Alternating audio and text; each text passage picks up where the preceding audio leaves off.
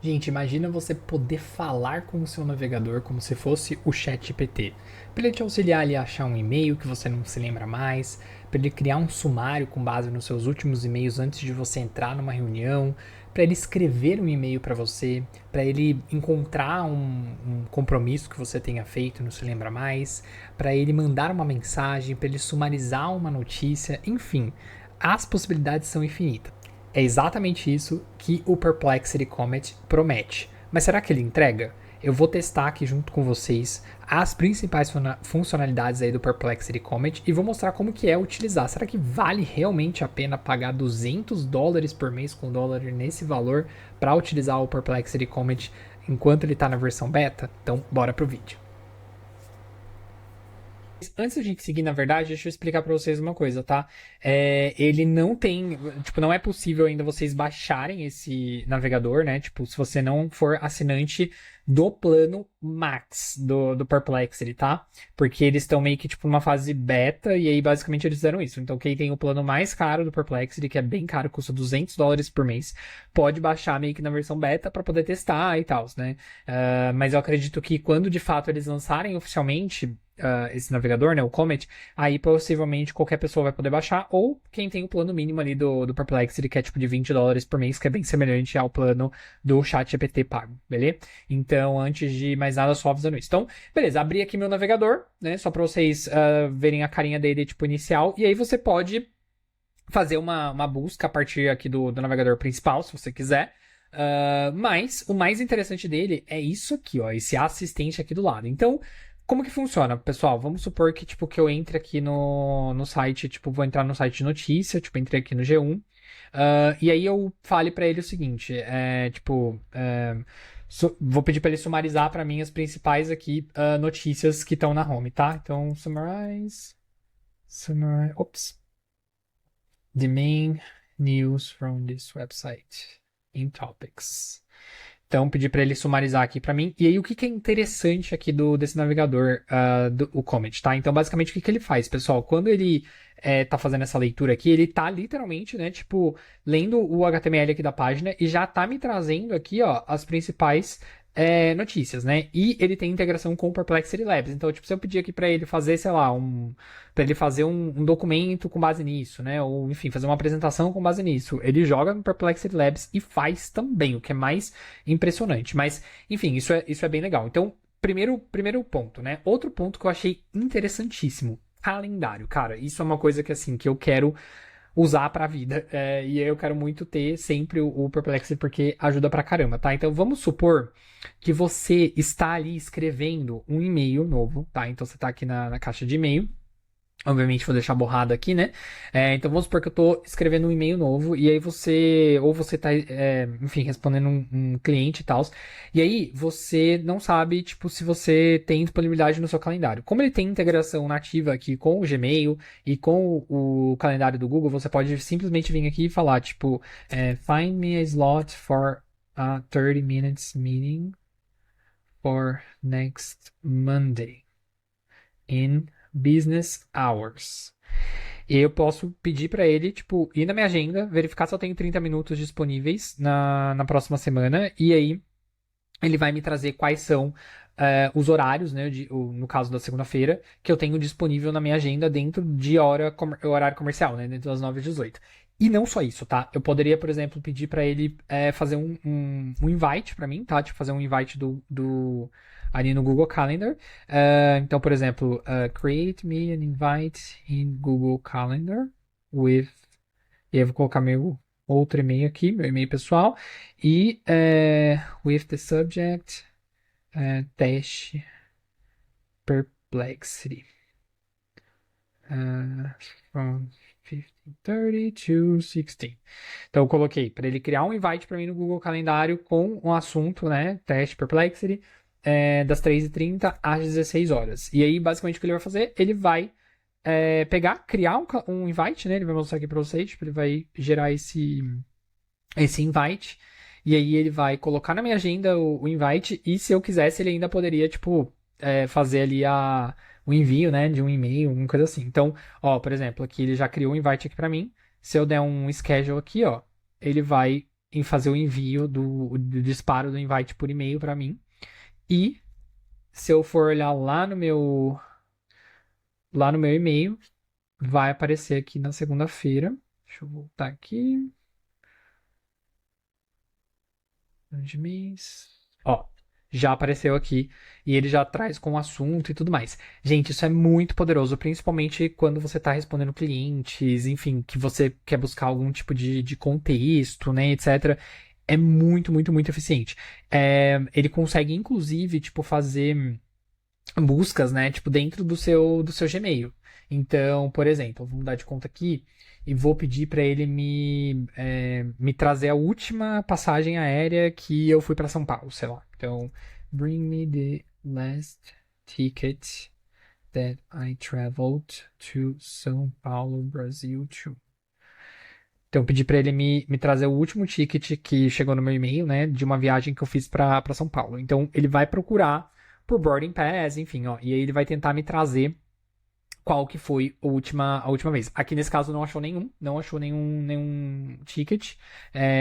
Já até entendi, acho que talvez ele esteja conectado com outro e-mail, mas enfim, ele vai fazer essa busca e ele vai me trazer o qual foi o último ticket.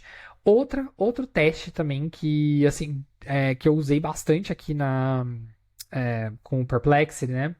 Comment, por exemplo, dentro de uma ferramenta de SEO, tá? Então, vamos supor, tô aqui com a Ahrefs, tá? Vamos supor que eu quero que ele faça uma ação aqui pra mim, né? Então, tipo, eu quero que ele faça uma análise aqui pra mim e ele me traga o resultado dessa análise, tá? Então, eu vou pedir pra ele fazer o seguinte: search for, e aí eu vou colocar conta azul .br and the domain URL and give me the estimate monthly traffic.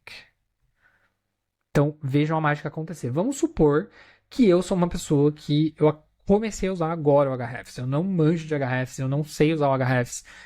Enfim, é uma ferramenta completamente nova para mim.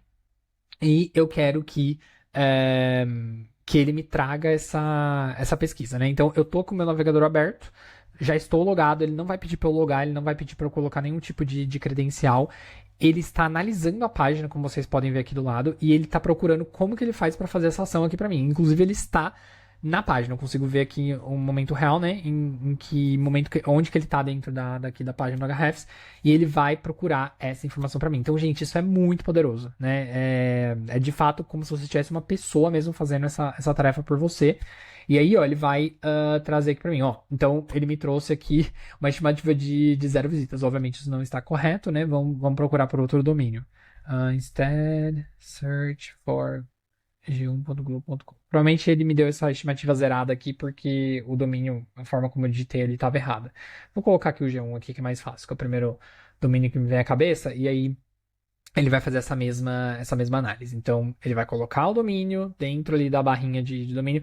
Vejam que aqui na lateral eu posso continuar usando normalmente o site, né? Ele não tá, tipo, não influencia na minha navegabilidade aqui do lado esquerdo, né? Ele tá fazendo a tarefa dele ali do lado direito, como se fosse tipo numa aba adicional, e aqui o que eu tô vendo do meu lado esquerdo não afeta em nada, né? Então, você consegue ver ali, ó, enquanto ele tá mexendo, inclusive eu consigo ver, gente, ó, a tela que ele tá, olha só que legal, né? Muito interessante. E aí ele tá procurando o dado ali para ele dar esse dado aqui para mim. Mas, gente, isso não tem limites. Você pode, tipo, acessar aí várias outras ferramentas, né? Search Console, o GA4, né? Que o pessoal tem bastante dificuldade de mexer ali muitas vezes. Então, o céu realmente é que é o limite. Ó, então ele me trouxe aqui, no caso do G1, 24,5 milhões de visitas mensais, segundo os dados do Ahrefs. E aí eu poderia, tipo, pedir várias coisas aqui para ele, tipo, me comprar um month over month, fazer uma tabela, enfim, várias coisas que eu poderia pedir aqui para ele fazer, né, e analisar, beleza? Então isso é uma coisa muito, muito, muito interessante que dá para você fazer aqui dentro do Comet, tá? Bom, passei aqui então pela parte de ações dentro de sites, passei ali pela interação de e-mail e agenda, que eu acho que é extremamente interessante. Fizemos ali uma pesquisa, né? Mas também a gente consegue usar aqui dentro do Comet, né? Eu consigo usar o Perplexity também como se eu tivesse ali dentro do próprio Perplexity, né? Eu não preciso ficar abrindo o Perplexity. Então eu posso tanto usar o Perplexity, né? A IA aqui do lado direito, como eu também posso pedir qualquer coisa aqui para mim, aliás, para ele aqui, né? Então, tipo, eu quero que você summarize summarize the last emails about AI I have received. Então, tipo, vamos supor que eu quero que ele sumarize para mim quais foram os últimos e-mails relacionados a IA que eu recebi. Ele vai olhar todos os meus e-mails e aí ele vai ver certinho e-mail por e-mail quais foram ali os últimos que eu recebi sobre IA, né, por exemplo. Mas aqui, como vocês podem ver, ele já me direcionou por Perplexity, então eu posso pedir qualquer coisa aqui para ele que o Perplexity vai utilizar ali a IA dele para me dar a resposta. Então, assim, poderosíssima, tá? Para mim é de fato o melhor navegador com IA integrada que eu já utilizei até hoje. Tem outros navegadores no mercado que estão com projetos semelhantes. Um deles, né, o mais direto, que eu diria que é tipo um concorrente, assim, né, o Dia.